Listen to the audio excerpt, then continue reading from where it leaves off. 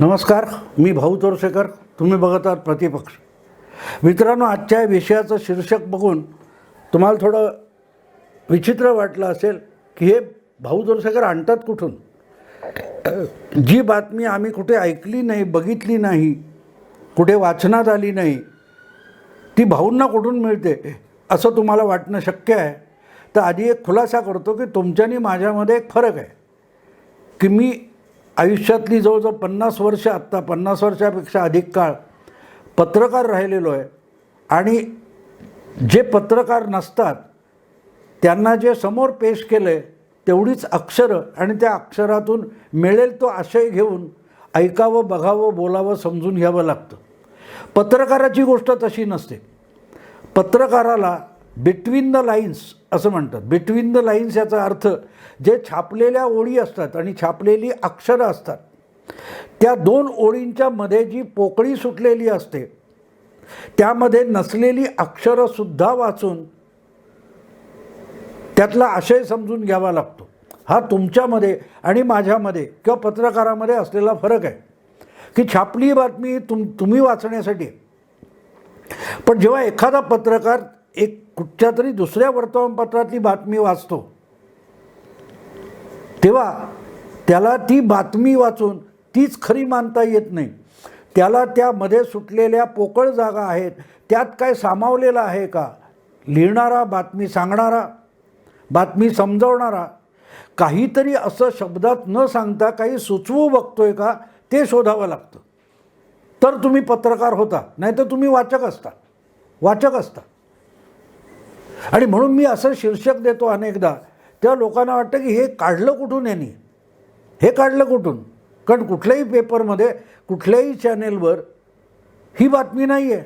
आता उदाहरणार्थ आजचं जे शीर्षक आहे की पवारसाहेबांनीच ग्वाही दिली आहे की राणे प्रकरण भोवणार म्हणजे कोणाला, अर्थात आघाडी सरकारला भोवणार, शिवसेनेला भोवणार. पण पवारसाहेब नेमके या शब्दात बोललेले तुम्हाला कुठेही वाचायला मिळणार नाही. मग मी कुठून सांगतोय, मी थापा मारतोय का, मी काहीतरी माझ्या मनातलं वाटेल ते बरळतोय. कोणाला असं वाटू शकेल, पवारसाहेबांचे समर्थक असतील किंवा भक्त असतील त्यांना राग येईल की पवारसाहेब असं कुठे बोललेले नाहीत, हा माणूस वाटेल ते बोलतोय असं म्हणतील. पण ज्याला पत्रकार असतो त्याला पवारसाहेब जेव्हा काही सांगतात, उद्धव ठाकरे सांगतात, देवेंद्र फडणवीस सांगतात, नरेंद्र मोदी, अमित शाह सांगतात, तेव्हा त्यांचे जे शब्द आपल्यापर्यंत आले किंवा पोहोचवले गेले ते नुसते शब्द घेऊन चालत नाही. त्याला अनेक संदर्भ घेऊन, ते संदर्भ जोडून, ऐतिहासिक घटनाक्रम जोडून ते समजून घ्यावं लागतं की यातून अर्थ काय निघतो, याचं सार काय आहे, यातला आशय काय आहे हे शोधावं लागतं. आणि त्यामुळे हे प्रकरण नारायण राणे अटकनाट्य जे आहे हे शिवसेनेला किंवा महाविकास आघाडी सरकारला भोवणार असं पवार म्हणतात. हे मला वाटलं ठीक आहे, मला वाटलं तर ठीक आहे, मी माझं एक मत मांडत असतो. पण पवारसाहेब असं बोललेले नसतील तर पवारसाहेबांनी ग्वाही दिली असं मी बेधडक कसं काय म्हणू शकतो. तर त्यासाठी आधी पवारसाहेब समजून घ्यावे लागतात. कारण पवारसाहेब जेव्हा बोलतात तेव्हा थेट चहाला चहा म्हणत नाहीत. पवारसाहेबांची एक शैली आहे. ते म्हणजे हे काय, हा कप आहे ते म्हणतील. मग तुम्ही विचारलं कप आहे पण त्याच्यात काहीतरी आहे, तर म्हणतील हा पेय आहे, खाद्यपेय आहे. मग खाद्यपेय कपामध्ये काय ते थम्सअप वगैरे असणार का, नाही, याचा अर्थ हॉट ड्रिंक काहीतरी आहे, बहुतेक चहा, कॉफी किंवा इन्स्टंट कॉफी असं काहीतरी असेल. पण कप आहे इथेच पवार थांबतील आणि त्याच्यापुढे त्यांना कपात काय आहे हे आपल्याला शोधायला लागतं. ही पवारांची शैली आहे. तेव्हा पवारसाहेब एखादी गोष्ट बोलतात तेव्हा त्यांनी कप आहे म्हटलं तर तो कप आहे याच्यावर थांबून चालत नाही.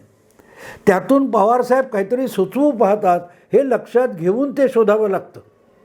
आणि नारायण राणे प्रकरण जेव्हा गाजत होतं तेव्हा पवारसाहेबांनी एक उडत प्रतिक्रिया दिली आणि ती फारशी कुठे दाखवली गेली नाही. किरकोळ एक नेहमीच्या काहीतरी प्रतिक्रिया म्हणून दाखवली गेली, पण ती प्रतिक्रिया फार महत्त्वाची आहे. पण कदाचित पत्रकारच उरले नाहीत, त्यामुळे त्यातला आशय शोधावा, मांडावा असं कोणाला वाटलं नसेल. पण मी दुर्दैवाने अजून जुन्या कालबाह्य पद्धतीचा पत्रकार आहे, त्यामुळे त्यातले आशय शोधण्याचा प्रयत्न करतो. आम्हाला हे पत्रकारितेत आधीपासून 50 वर्षापासून शिकवलेलं आहे. आजच्या पत्रकारितेत कॉलेजच्या असलं काही शिकवत नाही.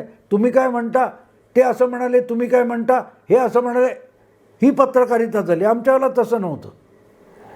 आम्हाला बोललेला माणूस काय सुचवू बघतोय, त्याची राजकीय पार्श्वभूमी काय आहे, त्याचा स्वभाव काय आहे, त्याचा आजवरचा इतिहास काय आहे, हे सगळं जोडून त्या वाक्यांचा अर्थ लावायला शिकवलं गेलेलं आहे. आणि त्यामुळे ज्या वेळेला नारायण राणे अटक नाट्यावर अनेक प्रतिक्रिया येत होतात. तुम्हाला माहिती आहे, कोण कोथळा काढायला निघाला, कोण आणखीन काय काय करायला निघाला. प्रत्येकजण आपली निष्ठा दाखवण्याची स्पर्धा खेळत होता. पण अशा वेळेला मी एका व्हिडिओत तुम्हाला सांगितलं की राष्ट्रवादी काँग्रेस जवळजवळ गप्प होती, काँग्रेसच्याही प्रतिक्रिया आल्या नाहीत, एकटी शिवसेना रस्त्यावर उतरली होती, हे मादीच्या व्हिडिओत सांगितलेलं आहे. पण मुद्दा असा की या विषयात पवारसाहेबांनी जी दिलेली प्रतिक्रिया आहे ती फार महत्त्वाची आहे. आणि गमतीची गोष्ट असं ती प्रतिक्रिया नाहीच आहे. मुद्दा लक्षात घ्या की एका पत्रकाराने गाडी आली आणि त्यातून पवारसाहेब आत बसले होते, माईक पुढे करून त्यांना विचारलं, व नारायण राणेंची अशी अशी अटक होते, त्याबद्दल तुमची अटक होणार आहे, त्याबद्दल तुमची प्रतिक्रिया काय आहे. त्यांनी सांगितलं, मी या गोष्टीला एवढं महत्त्व देत नाही, त्यामुळे मी प्रतिक्रिया देणार नाही.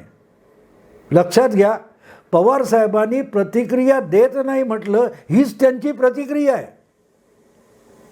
जर बोलायचं नसतं तर जो कोण पत्रकार उभा होता तिथे आल्यानंतर देखील पवारसाहेबांनी असं हात दाखवून त्याला मला बोलायचं नाही हे पण सांगितलं असतं. अनेकदा पवार असं स्पष्टपणे सांगतात. किंवा झटकून टाकायचं असेल, तुम्हाला आठवत असेल आपलाच नातू पार्थ पवार, अजितदादांचा मुलगा, त्याच्याबद्दल प्रश्न विचारल्यावर त्यांनी सांगितलं, आम्ही नातवाला कवडीची किंमत देत नाही. इतकी झटकून टाकणारी प्रतिक्रिया पवारसाहेबांनी दिली होती. पण इथे नारायण राणे प्रकरणामध्ये पवारसाहेब म्हणतात की मी त्याला फारसं महत्त्व देत नाही, त्यामुळे प्रतिक्रिया देणार नाही म्हणाले. बरोबर आहे. पण पवारसाहेब महत्त्व देत नाही म्हणूनही सांगतात, याचा अर्थ त्यांच्या गाठी कुठेतरी महत्त्व आहे. अन्यथा पवार तेवढेही बोलले नसते.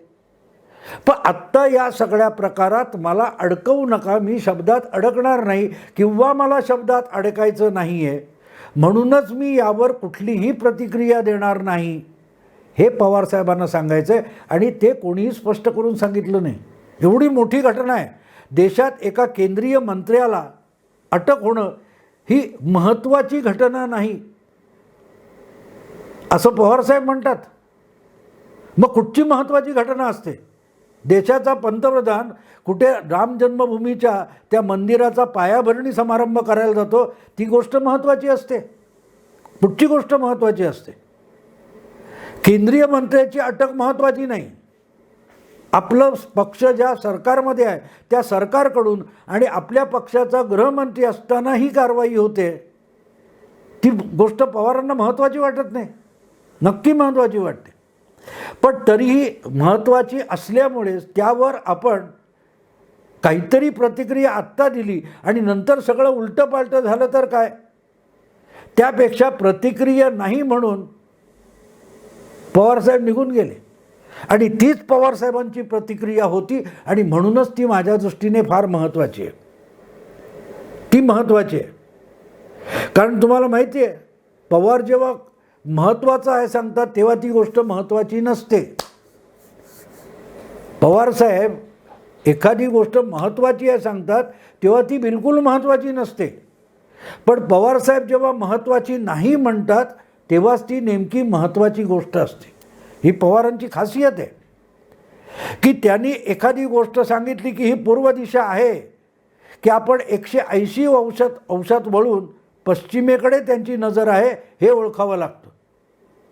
त्यामुळे पवारसाहेब म्हणतात की ही गोष्ट महत्त्वाची नाही आहे, त्यामुळे मी त्यावर प्रतिक्रिया देणार नाही.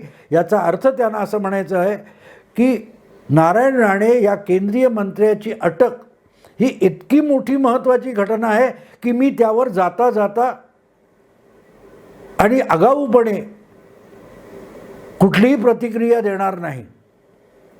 आणि हे पवारसाहेबांनी पहिल्यांदा केलेलं नाही, यापूर्वी अनेकदा केलेलं आहे. हा, एवढं मी तुम्हाला खुलासा केल्यावर तुम्ही म्हणाल की हे तुम्ही म्हणता ठीक आहे, पण महाविकास आघाडीला हे अटक प्रकरण भोवणार असं पवार कुठे म्हणालेत? हा कुठून निष्कर्ष काढला तुम्ही? पवारसाहेब असं कुठे म्हणालेलं नाहीत की हे भोवेल. नारायण राणेंना किंवा केंद्रीय मंत्र्याला अटक केली तर ते महाविकास आघाडी सरकारला भोवणार असं पवार कुठे म्हणाले नाही. आणि तुम्ही म्हणता ग्वाही दिली. हा, इथे मग जुने संदर्भ जोडावे लागतात. उदयनराजे किंवा संभाजीराजे असं म्हटल्यानंतर आपण त्यांचा शाहू महाराज, शिवाजी महाराज इथपासूनचा इतिहास जोडून घेतो. नाही तर कोणी कोणाला राजे म्हणू शकतो? नाही.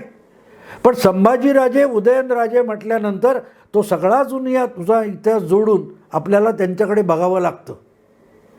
तसंच पवारसाहेब जेव्हा म्हणतात की हा विषय महत्त्वाचा नाही, त्यामुळे त्यावर प्रतिक्रिया देणार नाही, तर पवारसाहेबांनी हा विषय इतका महत्त्वाचा नाही की ज्यावर मी प्रतिक्रिया द्यावी, स्थानिक वगैरे असं पवारसाहेब यापूर्वी पण म्हणाले ना. अगदी अलीकडची गोष्ट आहे, विसरलात? अगदी अलीकडची गोष्ट आहे. गेल्या मार्च महिन्यामध्ये महाराष्ट्रातल्या स्कॉटलंड यार्डचे सगळ्यात मोठे पोलीस तपासणी इन्स्पेक्टर सचिन वाझे यांना अटक करण्यात आली. तेव्हा पवारसाहेब काय बोलले होते आठवतं तुम्हाला? नाही, हा स्थानिक विषय आहे, महत्त्वाची गोष्ट नाही, मी त्यावर काय प्रतिक्रिया देणार नाही, बोलणार नाही असं बोलले होते. आठवतं ना पवारसाहेब तुम्हाला? पवारसाहेब काय बोलले होते सचिन वाझेच्या अटकेनंतर? या स्थानिक विषय आहे, त्याबद्दल काय मी बोलणार नाही. आठवतं ना? पुढे काय झालं? तो छोटा विषय होता, अगदी दुर्लक्षणीय विषय नव्हता. हे खुद्द पवारसाहेबांनी एक आठवड्याभरात सिद्ध केलं. कारण जे पवार मुंबईमध्ये ठामपणे पत्रकारांना सांगतात की सचिन वाझे आणि जे काही प्रकरण आहे अँटिलिया वगैरे एक क्षुल्लक प्रकरण आहे, दुर्लक्षणीय आहे, त्यावर मी चकार शब्द बोलणार नाही, मी प्रतिक्रिया देणार नाही असं म्हणालेले पवार हे दिल्लीत गेल्यानंतर आठवड्याभरात अनिल देशमुख त्यात गुंतून पडणार म्हटल्यानंतर अनिल देशमुख कसे निर्दोष आहेत आणि परमवीर किंवा सचिन वाझे प्रकरणात अनिल देशमुखांचा कसा संबंध येत नाही याचा खुलासा करायला पवारसाहेबांनी दिल्लीत पत्रकार परिषद घेतली. जे इथे मुंबईत हे फालतू प्रकरण आहे, दुर्लक्षणीय प्रकरण आहे म्हणाले होते, महत्त्वाचा विषय नाही आणि म्हणून प्रतिक्रिया देत नाही असं म्हणाले होते, ते प्रकरण पवारसाहेब आठवड्याभराने दिल्लीत पोचल्यावर इतकं महत्त्वाचं झालं की त्यांना अख्खी पत्रकार परिषद त्यासाठी घ्यावी लागली. याचा अर्थ काय होतो? पवारसाहेब जर म्हणत असतील की नारायण राणे या केंद्रीय मंत्र्याच्या अटकेचं प्रकरण हा तितका महत्त्वाचा विषय नाही, याचा अर्थच तो सर्वात महत्त्वाचा विषय आहे असंच पवारसाहेबांना सांगायचं आहे. हा, तो किरकोळ विषय असता तर पवारसाहेबांनी त्यावर ताबडतोब प्रतिक्रिया दिली असती आणि चांगली वैचारिक त्याला फोडणी देऊन प्रतिक्रिया दिली असती. पण पवारसाहेबांनी प्रतिक्रिया टाळली, महत्त्वाचा विषय नाही म्हणून सांगत प्रतिक्रिया टाळली. याचा अर्थ त्यांना मनोमन वाटलेलं आहे की हा विषय नको तितका मोठा होणार आहे, नको तितका महाविकास आघाडी सरकारला गोत्यात घेऊन जाणारा विषय आहे, हे वाटल्यामुळेच तो विषय महत्त्वाचा नाही म्हणत पवारसाहेबांनी हा विषय झटकण्याचा प्रयत्न केला. आणि तुम्हाला आठवत असेल तर फक्त त्यांनी एक पत्रकार परिषद घेतली, इतकाच विषय नव्हता, तर दुसऱ्या दिवशी परत अनिल देशमुखांसाठी पत्रकार परिषद घेतली होती.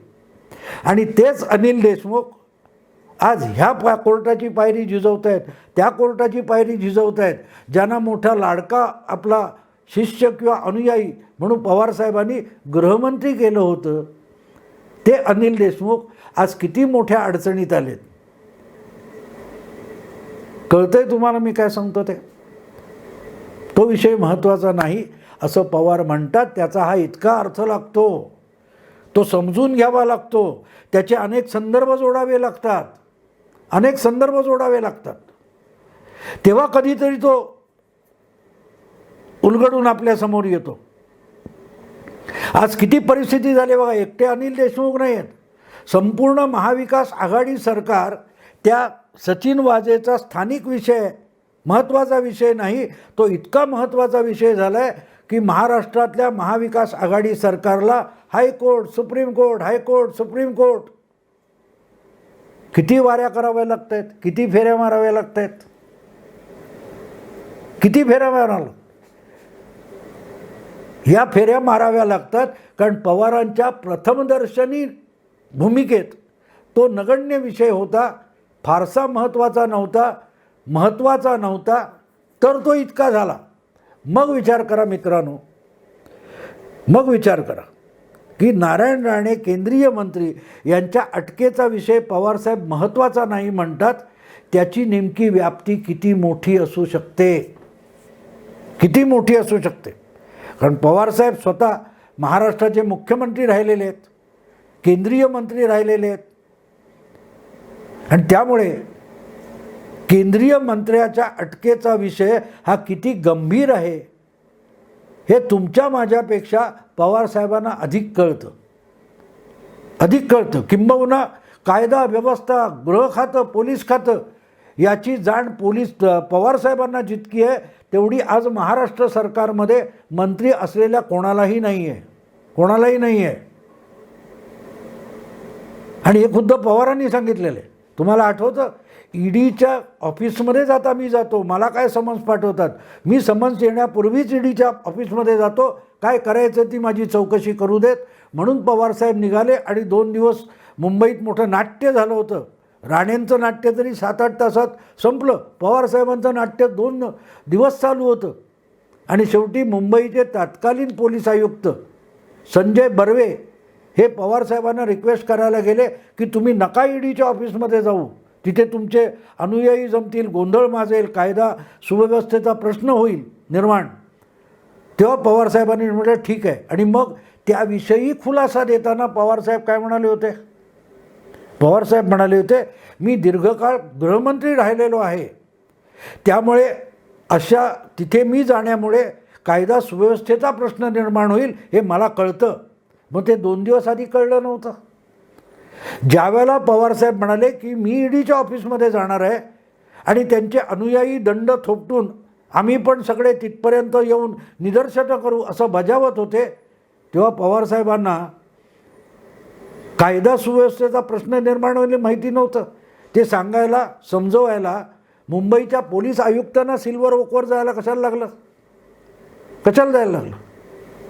तेव्हा नारायण राणे यांच्या अटकेचा जो भाग आहे आणि त्यामध्ये पोलिसांनी केलेली जी कारवाई आहे, शासनाचा त्यामध्ये गृह खात्याचा असलेला जो सहभाग आहे, त्याचे काय काय भयंकर परिणाम पुढल्या काळात होऊ शकतात हे शरद पवारांच्या इतकं कोणालाही कळू शकत नाही. बाकीचे कोण पोपट बोलतात ना, नवाब मलिक, अजितदादा, सोडून द्या, त्यांना सोडून द्या, जयंत पाटील, त्यांना ह्याचं काही कळत नाही. तितकं पवारसाहेबांना कळतं, पवारसाहेबांना कळतं.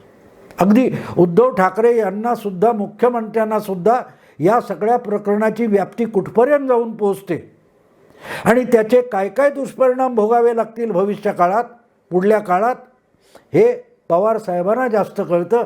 आणि म्हणूनच पवारसाहेब उफराट्या मार्गाने सुचवत आहेत की हा सगळ्यात महत्त्वाचा विषय आहे आणि म्हणूनच मी त्यावर बोलत नाही.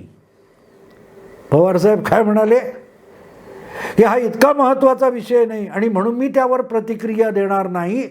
याचा नेमका उलटा अर्थ घ्यायचा की हा सगळ्यात भयंकर ठरणारा विषय आहे, हा आमच्या सरकारला भोवणारा विषय आहे आणि त्यासाठी आत्ताच बोलून मी कुठल्याही शब्दात अडकण्याची मला इच्छा नाही, अशी पवारसाहेबांची प्रतिक्रिया आहे. आणि म्हणून मी जे शीर्षक दिलेलं आहे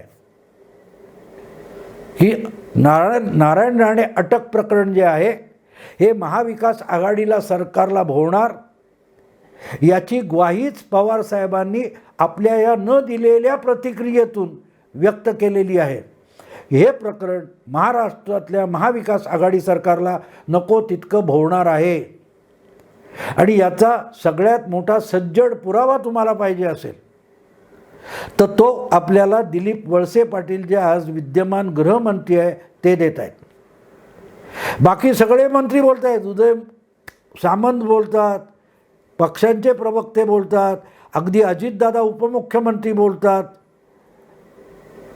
पण ज्या खात्यातर्फे कारवाई झाली त्या खात्याचे मंत्री दिलीपराव वळसे पाटील आहेत आणि ते चकार शब्द याविषयी बोललेले नाहीत.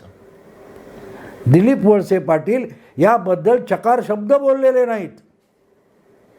का? कारण त्यांनाही कळतंय की नको ते झालेलं आहे, नको ते झालेलं आहे. हे आपल्याला गृहमंत्री म्हणून निस्तरावं लागणार आहे. आणि मग त्या निमित्ताने जे उलटसुलट विचारलं जाईल त्यात फसलो तर आपला अनिल देशमुख व्हायला वेळ लागणार नाही हे दिलीप वळसे पाटलांना कळतंय. म्हणूनच ते गप्प आहेत, म्हणून ते गप्प आहेत. आणि पवारसाहेब हा विषय महत्त्वाचा नाही म्हणतात.